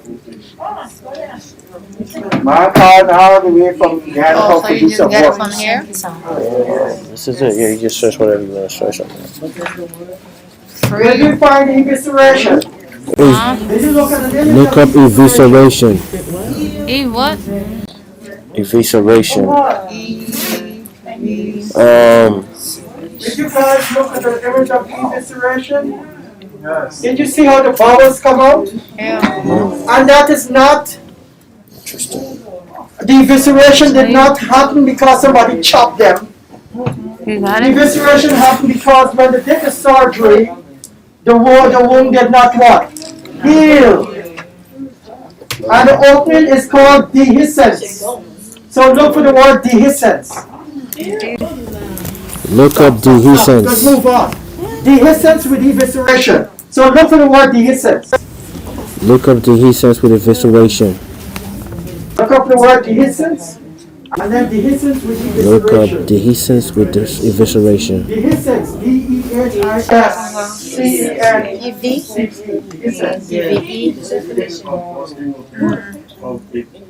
Guys, you know the mic. Give me that big voice. Guys, listen to Big King. Dehiscence. Go. It's the splitting or busting open of a part of wound. Splitting or bursting open of a wound. Especially a surgical wound. After they have put their sutures in, it bursts open. And then when it bursts open, you get the evisceration. Now all the stomach contents will come through it. Not the stomach, but Lord. The abdominal contents. And you see it in your images, right? Hey, guys, you're nurses, stop. And you're a male nurse. These girls will be looking up to you. Take a minute to Lord. let that float in your head and in your minds. Yeah. Evisceration. That's an interesting picture. Yeah. That is definitely in my mind now. You don't want that in your If it wasn't in my mind, Alright guys, for me please, just remember, when the person has a surgical operation, they can get a surgical operation of the abdomen. They can get a dehiscence. That is a wound opening up. And then the wound will open up and the contents can come out, especially contents related to the GI system, which will be like the intestines will pop out. Now, when they do surgical or surgery to the abdomen,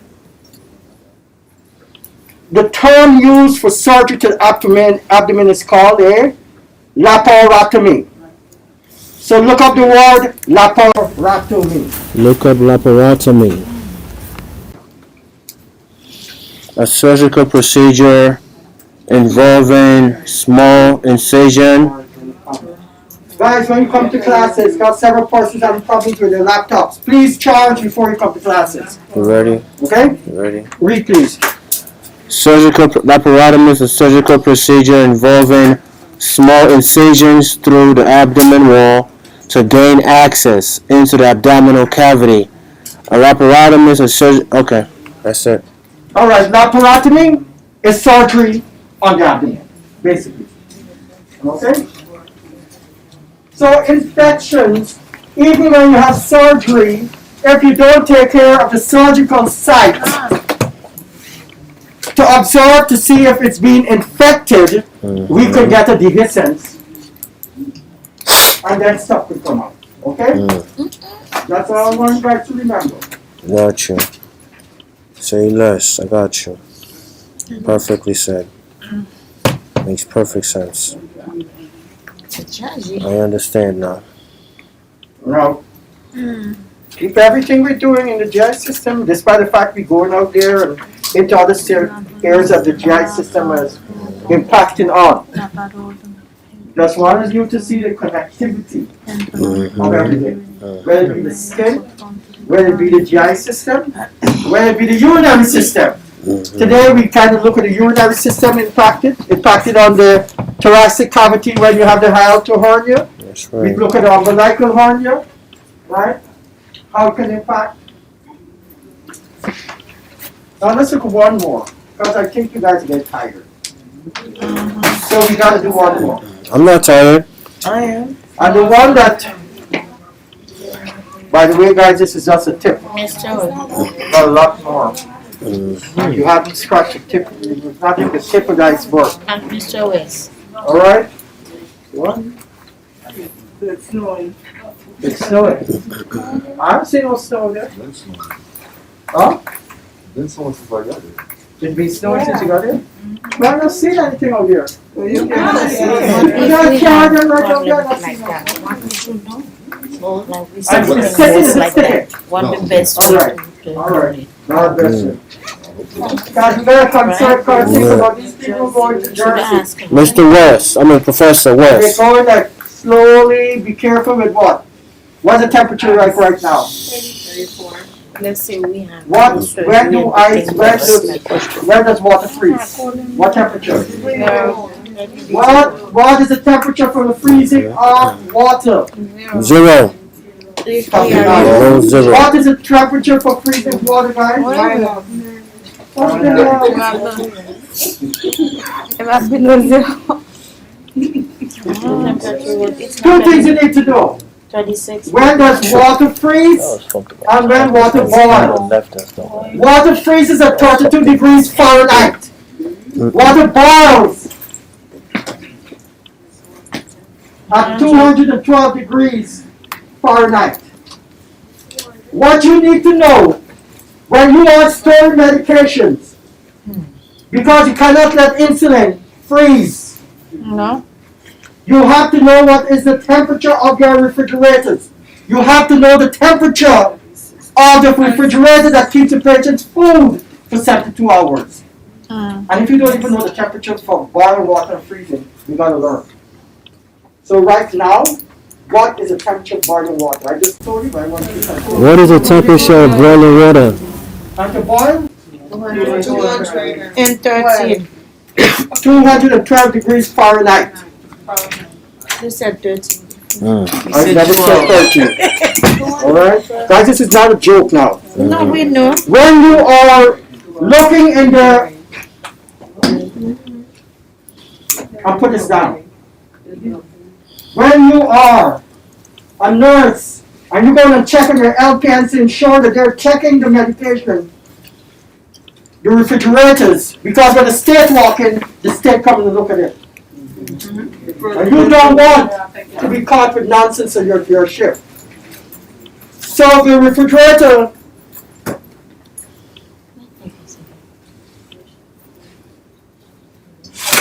should be between 35 to 45 degrees Fahrenheit. And it must be between that. Some will say 36 to 46. This Right. is what I. Most will say 36 to 46 degrees Fahrenheit. Yes, that's what I remember. In fact, please check it now. Medication refrigerator. Temperature of medication refrigerators. 36 degrees. I'm hot. Needling, I'm hot. Chineke, No, I'm hot because of the environmental temperature. medication. I know people need, you know. You gotta go far away. How much is it? Medication. There we go. 36 to 46 degrees Fahrenheit. Some gifts, that's why I give you 35 and I give you 36. Alright? Most facilities, Because I know it's like I 36. told you before, most facilities gonna put 36 to 46. Department of Health is a come and look at you. They may let you go with the 35 because some things will say 35, but they never let it go beyond 46. And that's for medications. Now when you go to the regular refrigerator, the one that is a pantry refrigerator, it must not go above 41 degrees Fahrenheit. 41, please put this down. Medication is 36. That's technically you put in 36 to 46. 36. And the pantry it is below 41. Below 41 degrees.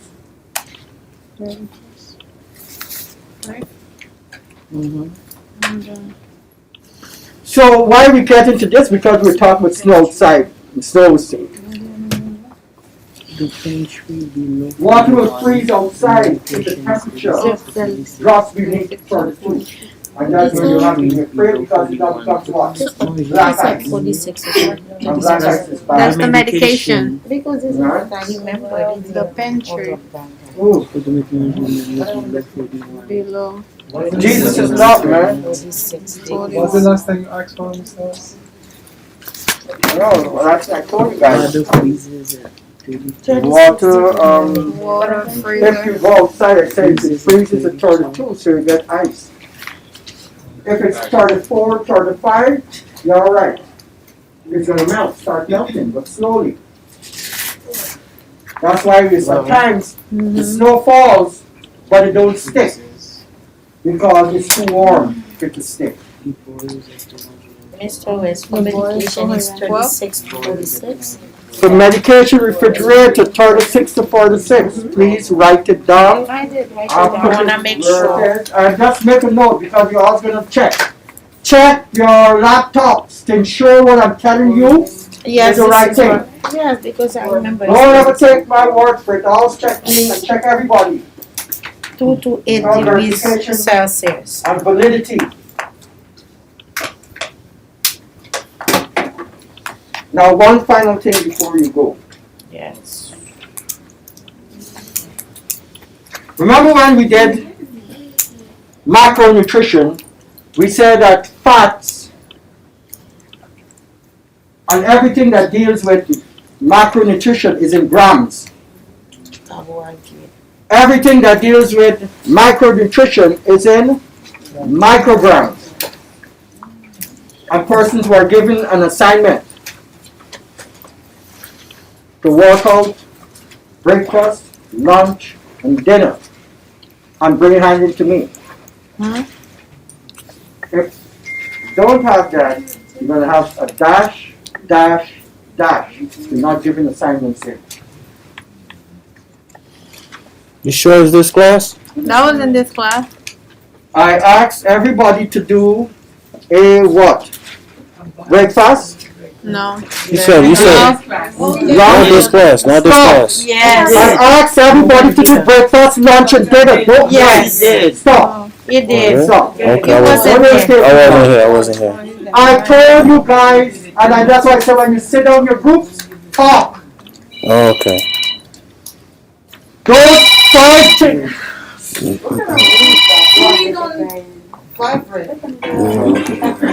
That's why he's got to. Let me talk right here.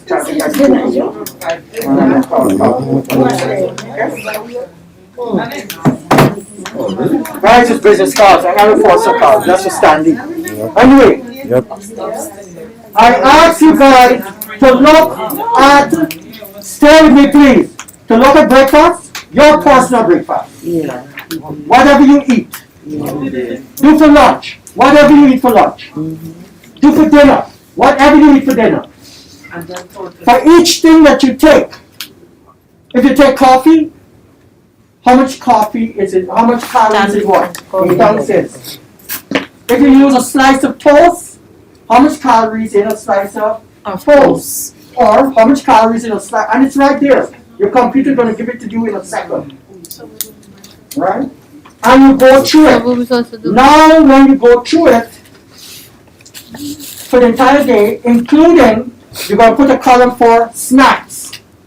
Because you snack, right? No, not Some people may everybody. take a snack don't have to mean that you take a sandwich. You can take a glass of juice as calories. What you're doing right now is counting calories. Because when we were talking about, we said that women's average calorie intake is between 18 and 22. Isn't that 20. 18 2000. to around 21, 22. Yeah. Men will go up to as much as 23. Now you're supposed to do thoughts. I'm not asking for doing. I don't want to make up anything. I want you to look at it. Because calories that is not utilized will be stored as adipose. Upper women be the buttocks and the hips. So if you're using it and you're not, it's going to be there. And we talk, but the thing about it, it has to do with calculation. Knowing calories. And knowing that fats give how much? 9 calories per gram. Protein is 4 calories per gram. Carbohydrates is 4 calories per gram. And remember we talked about the keto diet. And we said with keto diet, can give what? More fat, less carbohydrates. Can anybody say why you give more fats and less carbohydrates in the keto diet? It could give you energy. That's why we eat more fat. No. Give you more fats and less carbohydrates. Why? So you can use the starch carbohydrates. No. So it burns. You burn fat. You burn fat. You burn the fat faster. No. What's the question again? Says the fats burn faster. Yeah. No. We're going to change this. Listen to me what I'm saying now. Listen to me very carefully. Alright? Carbohydrates is starting to what? Glucose. When we need instant energy, what we turn to? Sweet. Glycogen. Carbohydrates, when it's broken down, it is turned into glucose. And then it's stored as glycogen, right? Yes. Remember we talked about those people who go run the marathon, they eat, that's a spaghetti party, right? The pasta party, the day before. Because the body's going to convert what they ate the day before into what? Glucose. If you're an athlete and you want instant energy, you go and buy a glucose. Right? Is that so, guys? Yes. You use glucose because glucose is instant. You don't have to wait for it to change back from glycogen into glucose. So carbohydrates will burn up faster. And with the keto diet, stay with me with this now.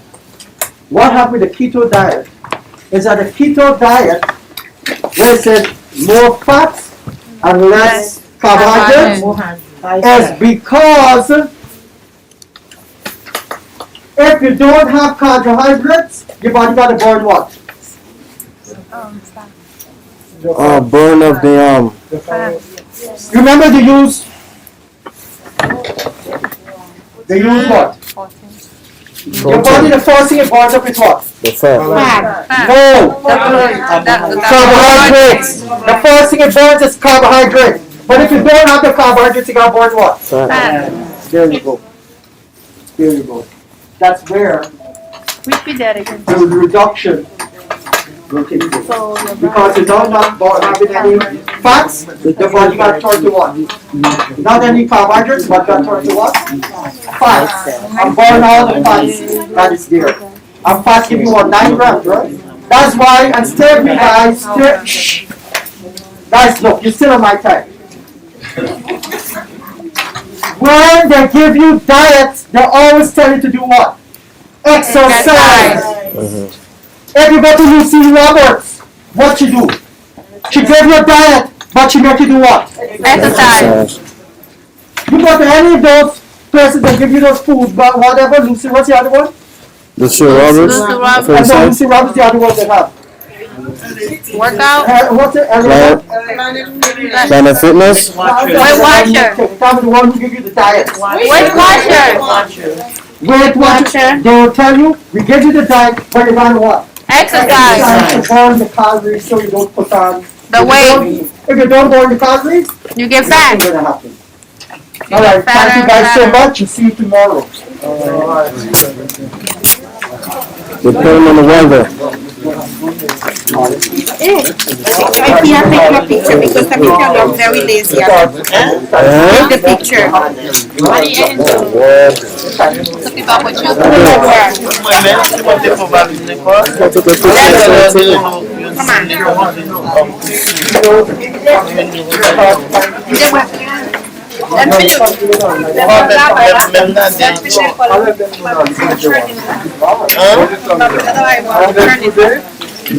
Your bed?